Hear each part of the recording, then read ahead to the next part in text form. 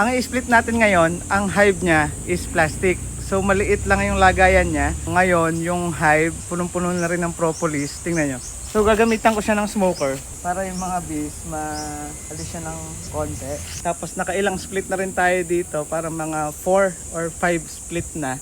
Meron siyang first chamber, second chamber at third chamber. Ngayon, bubuksan natin siya. Tingnan natin kung may brood na and honey saka pollen. So nabuksan ko na siya.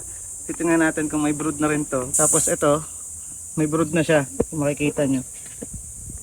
Pwede na natin siyang i-split. Tapos yung may split ko nito, sa box ko na siya ilalagay. Ang purpose nito para sa akin is sa colony propagation. Kapag lumalaki na yung brood nito, ni-split ko siya para sa box na ilagay. So yung box, dito na siya naka-ready. Lalagay ko siya dyan sa box. Bubuksan ko yung pinakatakip niya. Tingnan natin. So ito na yung brood ng una. Makikita niyo yung honey sa gilid. Tapos yung nasa gitna yung brood. I-split ko na siya. Kailangan kong i-slice tong brood dito sa part na to. So natanggal na natin siya. Na-slice na natin yung brood niya.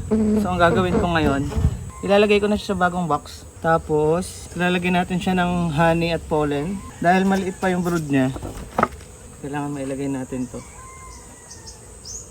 Nilalagyan ko na siya ng separator. Dito siya. Then the box. So split na siya. Ito ilalagay natin to dun sa pinanggalingan ng mother colony. Tingnan nyo kung saan. So dito ko siya ilalagay para yung mga bees na nagpo-forage, dito na sila pupunta. Tapos sila na yung magpapalakas ng newly split na colony. Ibabalik ko na ulit siya dito para umakyat na ulit yung brood niya. Makikita nyo may space na ulit. Tapos tatakpan ko na.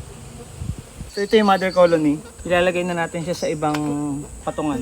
Kasi yung newly split, doon natin nilagay sa pinanggalingan ng mother colony. So antayin natin kung kailan ulit siya mapupuno. Yun lang. Thank you.